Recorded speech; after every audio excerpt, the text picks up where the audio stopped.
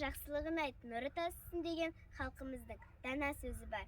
Жақсылық күн секілді, кейде бұлт астында жоғалып, кейде сәулесін мол шашып нұрын төгеді.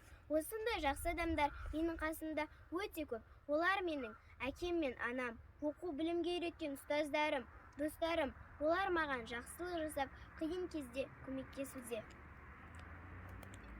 Мұндай жақсы жанның бірі Көкбұлақ ауылына 4 құбыласы тең, сәні мен салтанатты келіскен, қазіргі заман талабына сай мешіт салып берген, мұқтаж жандарға көмек көрсетіп, қайырымдылық жасауға жаны құштар Әріпхан атадан сұхбат алатын боламын.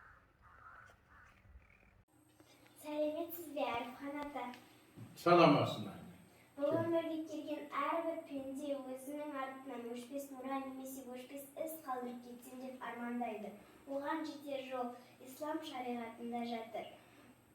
Мешіт мұсылманның құлшылық жасап тәубеге келер бар арман үмітінің ақталуын тілеп дұға жасайтын қадірлі үйі.